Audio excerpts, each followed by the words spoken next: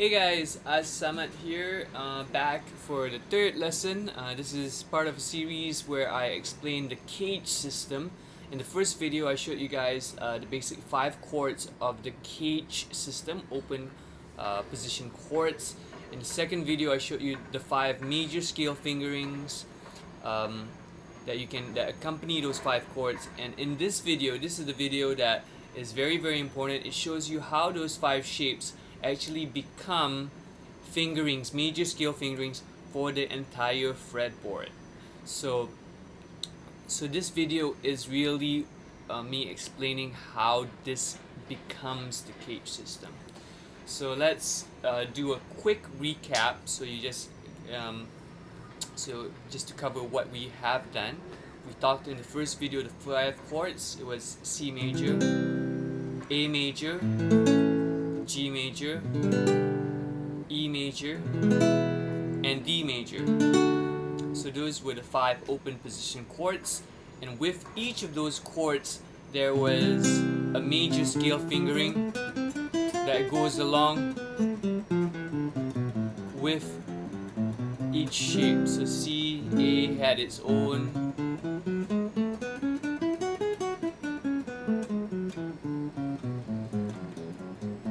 G had its own as well, 2 octaves and a bit more.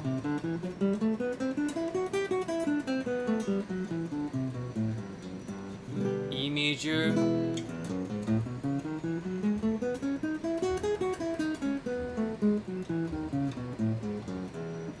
and lastly D major.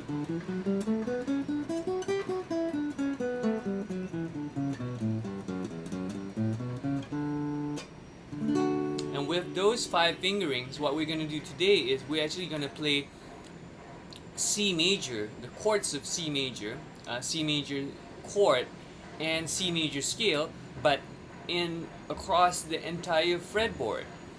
And the first one we already know. We know this one from the previous class, the chord and also the scale.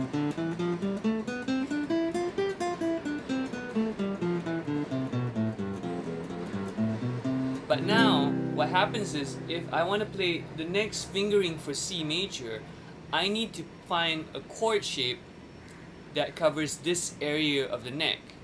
And what I can do is actually take the A major chord, play it a half step up, I get B flat, play it another half step up, I get B major, and another half step up, I get C major. So you can see here, this is actually the C major chord, but using an A major shape that I have shifted up. And every time I move it up, I have to use a bar chord. It means I have to use this first finger here, and it has to cover the 3rd fret. And so the shape is actually an A shape, but it's a C major chord. Okay? This is the same like if you play power chords. This is an A5 power chord, B flat 5, B5, C5 power chord. So now this is a C major chord using the A major shape, open shape moved up. Okay? That's how we get this one. And with this, I can now play the C major scale around this shape. So I would do maybe C major here, 1 octave, and then I can play some notes higher up to the A, and also from the lower, I can play some notes lower, or actually all the way to open E, since I can actually get it. So this is really a visual thing. Why is this possible? Is because when I'm playing this, I know that C, D, E, F, G, A, B, C, C, D, E, F, G, A. I am actually playing the chord, and I know what the names of the notes are. I see this, C, D, E, F, G, A, B, C, C, D, E, F, G, A. So, and C, B, A, G, F, E, F, G, A, B, C. Now, I've read articles, blog posts from people who despise the CAGED system. They think the CAGED system is inefficient, incomplete, not very good. But I'm from the school of thought. I learned this from studying Joe Pass, studying a lot of different scale methods of like fingering, Berkeley, if you check out the William Levitt's books, has a variation of this. He calls it by a different name based on types, type 1, type 2, type 1A, depending on which finger is where the root is. So that I find that naming convention is a little bit complicated for me. I find that just naming them, that this is the C major chord, A shape, and then finding a fingering that works within the position. I'm not very strict with the position, by the way. I don't keep second finger here always on all the frets, at least for this one. In fact, if you watch the way I play it, here I shift to the first, because I find that that's way more efficient than if I did 2 4 4 2 4. So it's the visual aspect of how the scale looks is more important than the actual fingering. I find that there are multiple fingerings possible, but visually I see the shape of the scale within the chord. That's the most important thing. And when it goes into thirds and fourths and different intervals, it becomes another process. But if you know what notes you're playing, you can figure out what fingerings will work best for the line. Okay? Next one. I already covered these two areas here. The third one is here. And this is when I play the G shape. Moving up by a half step, becomes A flat, A major, B flat major, B major, C major. So this is a C major chord with the G shape. So notice this. C with the C shape, C with the A shape, C with the G shape. CAGED, actually CAGED. It will actually spell out the word cage when you play the shapes back one after the other. So G shape. The fingering will be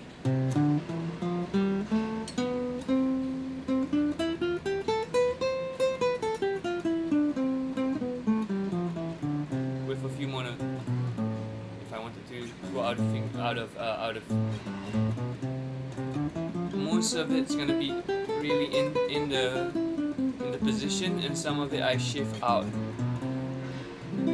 depending on the line, depending on the phrase. But the thing is, it's based around this G shape. This G shape, however, is not very practical when I'm playing. So I wouldn't perform using this, holding this chord shape. But I visualize this, I imagine it, I see the shape. What's more practical is I will play a portion of it, a subset of it maybe.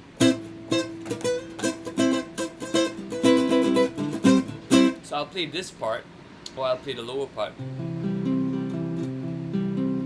Stuff like that. But visually, I imagine the entire shape. Okay, so that's the G shape. Next one, the E shape, is from C major with the E shape, comes from the E major, played up, F, F sharp, these are bar chords, G, G sharp, A, B flat, B, C. So this is where we get the C major bar chord. It's actually from the E major shape, shifted all the way up to the 8th fret. And the scale fingering here is 1 octave, 2nd octave, extra note D, extra note B.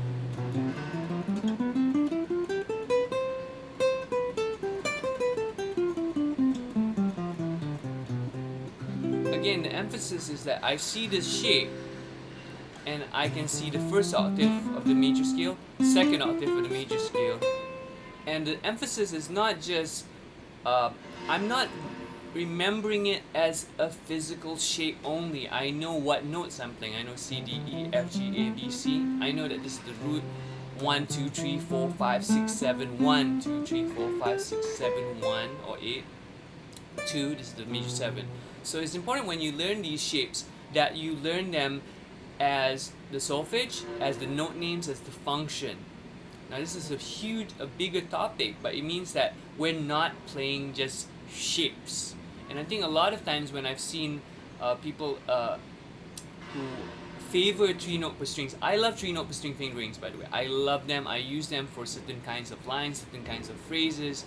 But I think the argument against the CAGED system is that it's not systematic. And the thing is, it's a visualization thing that requires more work from you.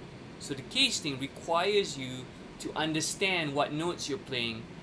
So if you're playing in a certain key, you should know what notes they are. You should know what the function is. So it requires a bit more work. But if you're going to be a musician and you really want to understand your instrument, you should know what you're doing. You don't have to know every single time, but I mean, if you're going to invest your time in learning something, you might as well really understand what you're doing as best as you can. And this is what I mean.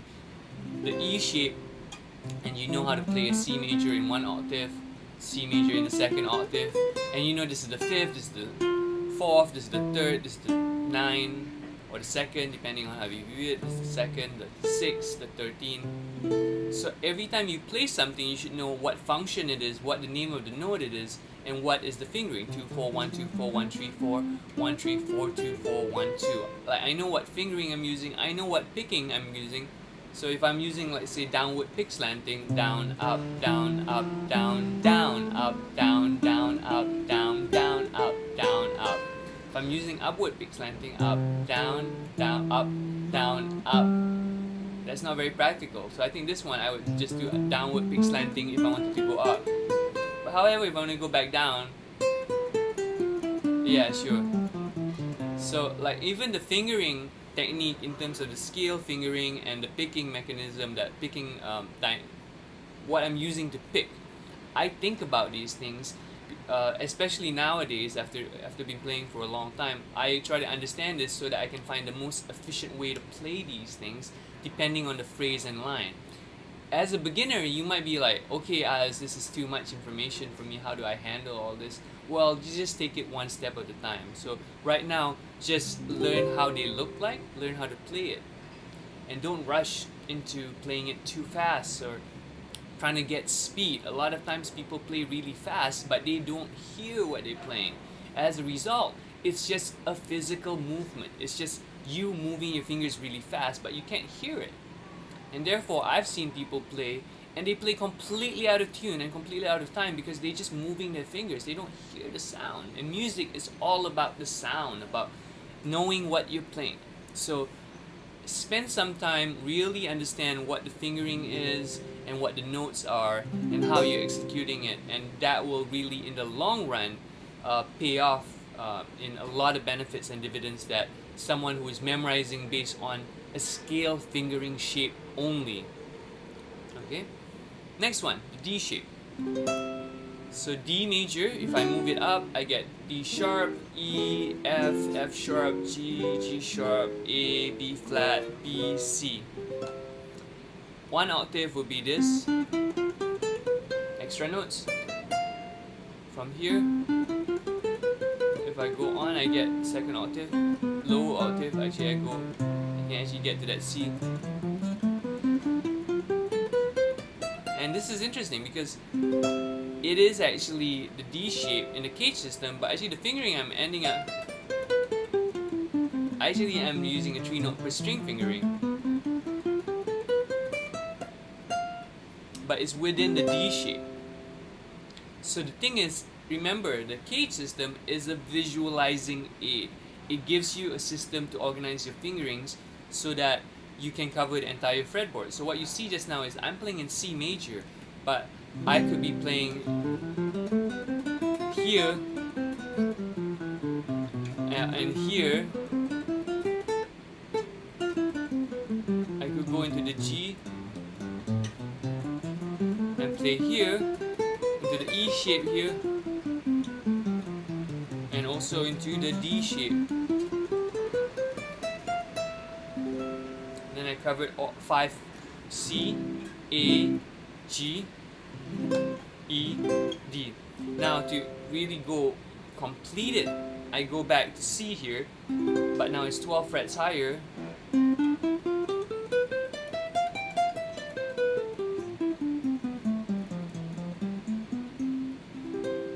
And that completes it. So main takeaways from this class today is that this is one of the most important parts of the CAGED system to understand, that you have 5 open chord shapes, C, A, G, E, D, and you have to learn the fingerings for the major scale for C, A, G, E, D, and then by moving them up, you will be able to play in the key of C all across the fretboard, all the way up. Anywhere on the fretboard in the key of C, you'll be able to visualize and play the scale.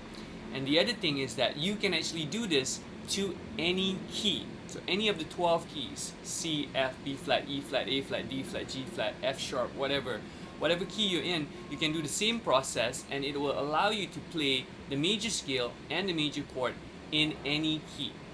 Eventually, the same format will allow you to improvise in any mode, in any scale, with any arpeggio, because you know what you're doing and you have a way of visualizing and making sure that you cover the fretboard. Any new information that you learn on the guitar, you can use this as the main area. So you can, like, if you learn a new arpeggio, you can say, oh, I'm using that around the E shape, around the G shape. And so it's a visualizing aid. It helps you see the fretboard and organize your fingerings or your scales, your arpeggios, your lines. And that's the main thing for the CAGED system. So there is a PDF below with the fingerings for all the things I showed you today. So you can click download. PDF's completely free. Just download the PDF and check it out. And you can always watch this video again and again if you want to see what I did, what's the fingering I chose, or any of the explanations I did. Remember, CAGED system is a visualizing aid. It allows you to see the entire fretboard and all the same scale across the entire fingerboard. That's the main thing. You can choose to use different fingerings for it if you want, and especially when it turns into lines and you start using like different intervals, especially when you start doing intervallic lines. Scalar lines, there's, depending on how you view it, you may like to use strings for scalar lines. They may work better, but the CAGED system as a visualizing aid and as a way of organizing your mental picture of the fretboard, amazingly powerful. This is how I've been learning the guitar and been seeing anything I want, any mode, any scale, any key. And so I hope this will be useful for you guys. So again, thanks so much for watching. I know this is a longer video than usual, but this is a really important topic, and so just check it out. Hopefully this is helpful to you. If you have any questions, leave a comment below, and if you haven't watched the previous 2 videos, definitely watch those first, so that this video actually makes sense. So thanks so much. My name is Az Samad. Thanks for watching. See you guys again in a future lesson. Bye bye.